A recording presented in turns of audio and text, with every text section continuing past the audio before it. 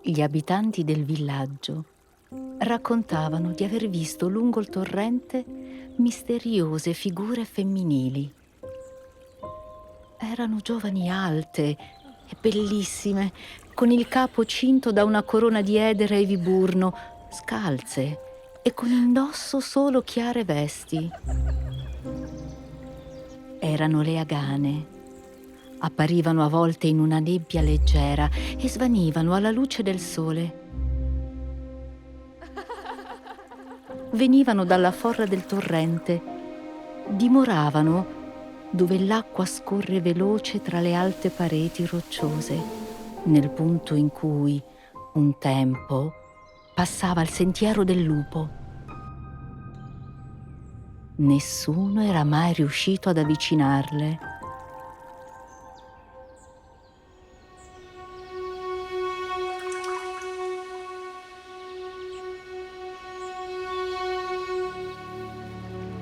Un giorno, un giovane perbene di buon cuore si imbatté prima dell'alba in una giovane Agana. Come un'apparizione sospesa nella nebbia del mattino, anche lei restò immobile a guardarlo.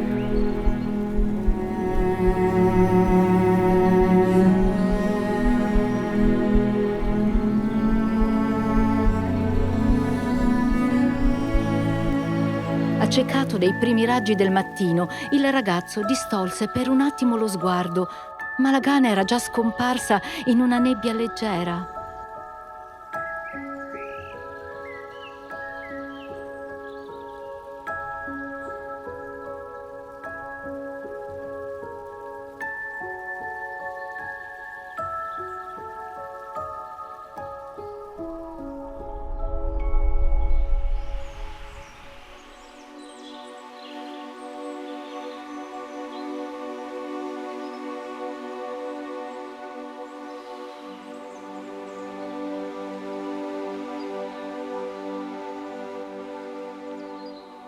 Acqua e fiori.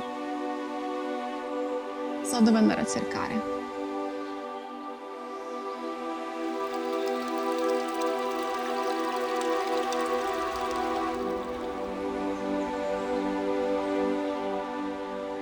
Il giovane, come stregato da quella visione, non si rassegnò e continuò a cercare di incontrare la fanciulla.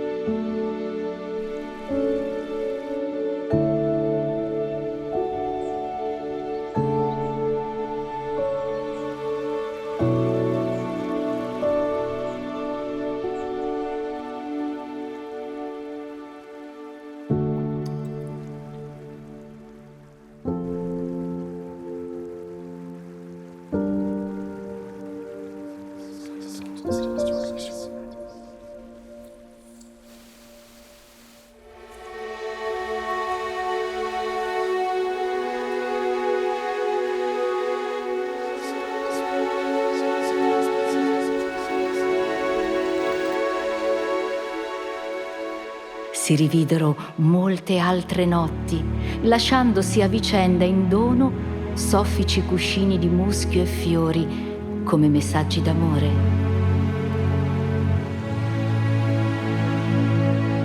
Finché un giorno lui non tornò più indietro.